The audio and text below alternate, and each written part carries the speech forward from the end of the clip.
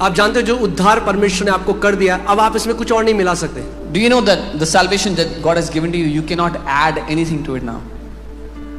किसी ने मुझे एक शिक्षा बताई, ब्रदर अब आपको ना आपके जीवन में इसलिए कई बार चीजें नहीं होती, हमें ऐसे करके हमें कोर्ट ऑफ हेवन जाना है। मैंने कहा भैया ये हटाओ ये। Someone once told me a teaching that things are not happening in life because you have to do this and you have to go to the court of heaven. I said get this out. जो कोई आपको बोले कि आपको ये करना पड़ेगा तो आपके साथ ही होगा, समझ जाओ वो गॉस्पेल नहीं है। Whoever comes to you and tells you you have to do this so that that can happen to you, understand that is not the gospel. The gospel starts with Jesus, the gospel ends with Jesus. सुसमाचार यीशु से शुरू होता है, सुसमाचार यीशु पे अंत होता है।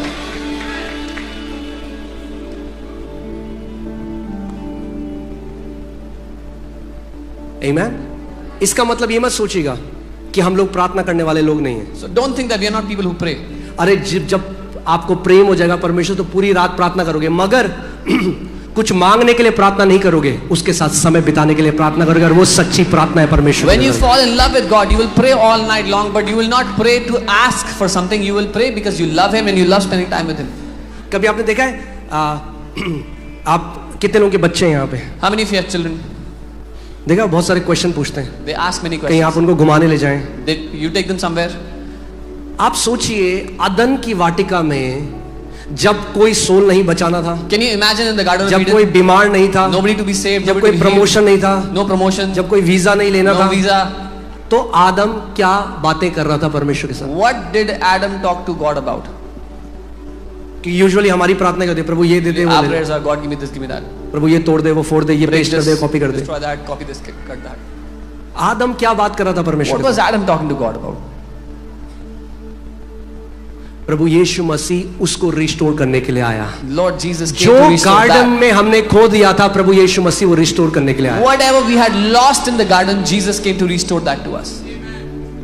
आप देखना, आप अपने बच्चों से कभी आपके बच्चे जो आपसे बात करें, that is the real fellowship See, with the father. when your children are talking to you, वो सच्ची संगति है पिता के साथ. हाँ, मोटी आवाज करने की जरूरत नहीं है आपको। Not to make your voice. परमेश्वर के कान बिल्कुल ठीक है। God hearing is absolute. यहोवा परमेश्वर। Oh, भाई God. क्या हो गया? नॉर्मल बात कर जैसे बात करता है। Speak like you normally speak, man.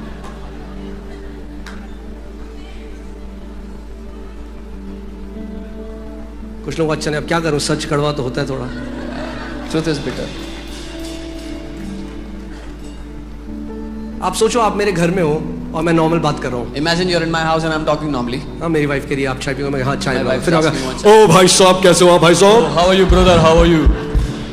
वो कहेगा भैया सब ठीक है आपके He'll साथ? say everything okay with you, man.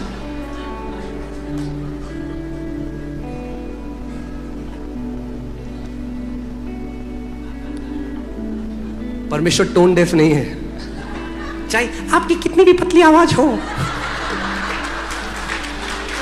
Even when your voice is very thin.